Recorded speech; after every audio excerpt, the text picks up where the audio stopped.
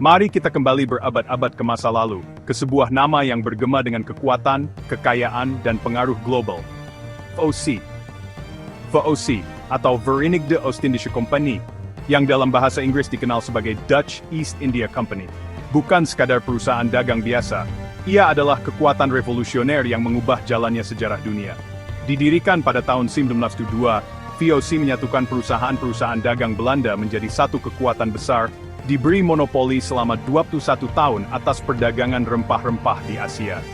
Dengan modal besar dan dukungan pemerintah, VOC tumbuh menjadi perusahaan yang sangat berpengaruh. VOC memiliki kekuatan yang tidak bisa diimpikan oleh perusahaan modern manapun. Dari menyatakan perang, membangun benteng, membuat perjanjian dengan raja-raja lokal, hingga mencetak mata uang sendiri. Mereka bahkan memiliki tentara dan armada kapal perang. Misinya, mendominasi perdagangan rempah-rempah dan mengamankan posisi Belanda di antara negara-negara kaya di Eropa. Rempah-rempah seperti cengkeh, pala, dan fuli sangat berharga, lebih mahal dari emas pada masa itu.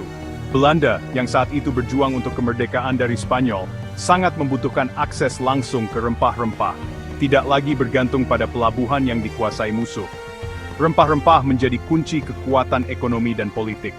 Pelayaran awal Belanda ke Asia penuh tantangan, persaingan sengit, dan risiko besar. Banyak kapal yang karam, dan persaingan antar pedagang menaikkan harga, serta menurunkan keuntungan. Solusi pemerintah Belanda adalah menggabungkan perusahaan-perusahaan menjadi VOC, menciptakan perusahaan multinasional pertama di dunia. Inilah awal dari era baru dalam perdagangan global. Investor dari berbagai lapisan masyarakat, mulai dari bangsawan hingga pedagang kecil, membeli saham VOC. Ini memicu pencarian tanpa henti untuk monopoli atas cengkeh, pala, dan fuli di seluruh kepulauan Asia Tenggara. Ambisi besar ini mengirim kapal-kapal VOC ke Kepulauan Indonesia, satu-satunya sumber rempah-rempah berharga ini. Mereka menjelajahi lautan, menaklukkan pulau-pulau, dan membangun jaringan perdagangan yang luas. Kedatangan VOC akan selamanya mengubah sejarah Indonesia, membawa pengaruh besar dalam budaya, ekonomi, dan politik Nusantara. Era baru akan segera dimulai, sebuah babak penting dalam kisah Indonesia dan dunia. Sebelum kedatangan bangsa Eropa, Indonesia sudah menjadi pusat perdagangan global yang ramai, dengan pelabuhan-pelabuhan yang sibuk dan pasar yang penuh dengan aktivitas. Kerajaan-kerajaan kuat seperti Malaka, Banten, dan Ternate menjadi kaya dari rempah-rempah, bukan emas. Rempah-rempah ini sangat dicari di seluruh dunia. Pelabuhan-pelabuhan ramai dengan pedagang dari Tiongkok, India, Arab, dan lainnya, menciptakan jaringan perdagangan yang luas dan kompleks. Para penguasa lokal bersaing untuk menguasai, membentuk dan memutuskan aliansi, berperang di Laut Jauh sebelum Belanda muncul. Mereka memiliki strategi dan taktik yang canggih. Rempah-rempah, cengkeh, pala, fuli, lebih berharga daripada emas di Eropa, menjadikan pulau-pulau ini sumber yang paling didambakan di dunia. Kekayaan ini menarik perhatian banyak bangsa. Ketika Belanda tiba, mereka memasuki dunia dengan aturan dan pemainnya sendiri yang kuat, sebuah dunia yang sudah mapan dan berkembang. Sultan-sultan lokal melihat Belanda sebagai kelompok pedagang lain. Pada awalnya, mereka tidak menyadari ancaman yang akan datang. Tetapi VOC akan segera membuktikan bahwa mereka tidak seperti pedagang manapun yang pernah mereka temui. Mereka datang dengan ambisi dan kekuatan yang belum pernah dilihat sebelumnya. Ekspedisi Belanda pertama mendarat di Banten pada tahun 1596, menandai awal dari babak baru dalam sejarah Nusantara. Para pelaut Belanda yang lelah dan penuh harap tiba di pelabuhan yang ramai, membawa ambisi besar untuk menguasai perdagangan rempah-rempah yang sangat berharga. Namun, mereka segera tersandung politik lokal yang rumit dan gagal secara komersial, karena kurang memahami adat dan kepentingan para penguasa setempat. Tetapi satu hal menjadi jelas, Belanda kini tahu bahwa mereka bisa mencapai langsung ke sumber rempah-rempah, sesuatu yang selama ini hanya diimpikan bangsa Eropa. Ketika VOC dibentuk pada tahun 1902, perusahaan ini datang dengan strategi baru, perdagangan yang didukung oleh kekuatan militer dan perlindungan negara, bukan sekadar niat baik. Pada awalnya, Belanda menawarkan aliansi kepada para penguasa lokal untuk melawan Portugis, musuh lama mereka di Asia. Mereka menandatangani perjanjian yang memberikan hak eksklusif kepada VOC untuk membeli dan mengangkut rempah-rempah, menjanjikan keuntungan besar bagi kedua belah pihak. Namun, VOC sebenarnya menginginkan monopoli penuh, bukan sekadar kemitraan yang setara. Ketika penguasa lokal melanggar kontrak atau mencoba berdagang dengan pihak lain, VOC menanggapi dengan kekerasan, blokade pelabuhan, serangan bersenjata, dan bahkan penggulingan penguasa setempat. Sekarang, kapal-kapal VOC tidak hanya membawa barang dagangan, tetapi juga meriam, tentara, dan kekuatan untuk memaksakan kehendak mereka. Di Kepulauan Banda, perlawanan terhadap monopoli VOC berujung pada tragedi besar, pembantaian massal dan perbudakan ribuan penduduk pada tahun 1921, meninggalkan luka mendalam bagi masyarakat setempat. Pesannya jelas, VOC tidak akan berhenti untuk menguasai dan mengendalikan perdagangan rempah-rempah di Nusantara. Masa perdagangan hati-hati telah berakhir. Era penaklukan dan dominasi VOC di Kepulauan Rempah-Rempah pun benar-benar dimulai. Mengapa rempah-rempah begitu berharga? Di Eropa abad ke-19, mereka adalah barang mewah, mengubah makanan hambar, memamerkan kekayaan, dan berfungsi sebagai obat. Cengkeh, pala dan fuli hanya tumbuh di sudut-sudut kecil Indonesia, menjadikannya hadiah utama. Kelangkaan mereka dan perjalanan berbahaya ke Eropa membuat mereka bernilai sangat tinggi. Siapapun yang menguasai kepulauan rempah-rempah menguasai kekayaan yang tak terbayangkan. Tujuan VOC sederhana, merebut sumbernya, menyingkirkan semua pesaing dan menentukan harga di seluruh dunia.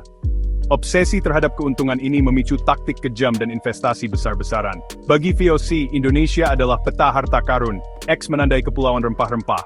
Konsekuensinya bagi masyarakat lokal akan sangat menghancurkan. Penaklukan VOC bergantung pada dua hal, perak dan baja. Mereka membayar untuk aliansi, lalu menggunakan kekuatan untuk menghancurkan perlawanan. Defeat et Impera adalah spesialisasi mereka, mendukung satu kerajaan melawan yang lain, lalu menjebak sekutu dalam kontrak eksklusif. Ketika kesepakatan gagal, VOC melepaskan angkatan lautnya yang unggul, memblokade pelabuhan, dan menghancurkan pesaing. Hukuman brutal di satu tempat berfungsi sebagai peringatan bagi yang lain. Pos-pos berbenteng seperti Batavia menjadi pusat militer dan administrasi, memproyeksikan kekuatan Belanda. VOC membongkar perdagangan terbuka, menggantinya dengan monopoli yang ditegakkan dengan kekerasan. Kombinasi politik licik dan kekuatan yang luar biasa membuat mereka menguasai perdagangan rempah-rempah. Nasib kepulauan itu kini ada di tangan mereka. Perjanjian VOC menjanjikan perlindungan dan pembayaran, tetapi merupakan jebakan bagi penguasa lokal. Klausul hukum memberikan hak eksklusif kepada Belanda, menghancurkan pasar bebas, dan mengunci harga rendah. Pelanggaran apapun, seperti menjual kepada pedagang lain, membenarkan intervensi militer. Untuk menegakkan kesepakatan ini, VOC membangun benteng di pelabuhan-pelabuhan utama dan daerah rempah-rempah. Benteng-benteng batu ini menampung tentara dan administrator, menjadikan kekuasaan Belanda permanen. Perjanjian memberi VOC pijakan hukum, benteng memberi mereka kekuatan militer. Perlawanan dihadapi dengan kekuatan dari dalam tembok-tembok ini. Cengkeraman VOC mengencang, mengubah kemitraan menjadi dominasi. Monopoli VOC menghancurkan ekonomi lokal. Petani, yang dulunya bebas menjual kepada pedagang manapun, dipaksa menerima harga rendah VOC. Masyarakat yang makmur menjadi miskin, pasar yang ramai menjadi sunyi. Kekayaan mengalir ke Belanda, bukan kerajaan lokal. Taktik Defeat et Impera memicu konflik dan ketidakpercayaan antar tetangga. Penanaman rempah-rempah paksa menggantikan tanaman pangan, kadang-kadang menyebabkan kelaparan. Aturan VOC yang kaku dan didorong oleh keuntungan menggantikan otoritas tradisional dengan hukum baru yang keras. Tatanan sosial hancur saat masyarakat kehilangan otonomi dan kemakmuran. Zaman keemasan perdagangan kepulauan itu berakhir. Saat VOC mengamankan kepulauan rempah-rempah, ambisinya tumbuh. Untuk melindungi monopolinya, VOC meluas untuk menguasai pelabuhan-pelabuhan utama dan jalur perdagangan, terutama di Jawa. Pendirian Batavia pada tahun 1919 menandai era baru, kekuatan Belanda kini permanen dan teritorial. Batavia menjadi markas besar VOC di Asia, menguasai Selat Sunda dan mengumpulkan barang dari seluruh Asia. Dari sini, VOC ikut campur dalam politik Jawa, mendukung pihak yang bersaing dengan imbalan wilayah dan monopoli. Setiap intervensi melemahkan kerajaan lokal dan memperluas pengaruh Belanda. Penguasa lokal mendapati diri mereka semakin bergantung pada VOC. Bayangan perusahaan membentang dari pantai ke pedalaman. Kedaulatan terkikis saat VOC menjadi kekuatan dominan di wilayah tersebut. Benih-benih pemerintahan kolonial ditaburkan. Kedatangan VOC menandai titik balik, mengantar berabad-abad kolonialisme Eropa. Jaringan perdagangan lokal dibongkar, digantikan oleh sistem yang menguntungkan pemegang saham yang jauh. Taktik Divide et Impera melemahkan kerajaan, mengubahnya menjadi negara bawahan. Batavia menjadi pusat entitas kolonial baru yang terpusat. Warisan VOC kompleks kekerasan, eksploitasi, dan ketidaksetaraan, tetapi juga awal dari identitas Indonesia yang bersama. Kenangan akan perlawanan dan kehilangan membentuk dorongan bangsa untuk kemerdekaan. Kisah VOC adalah kisah Indonesia, kisah ketahanan, kecerdikan, dan jalan panjang menuju kebebasan. Memahami permulaan ini adalah kunci untuk memahami Indonesia hari ini.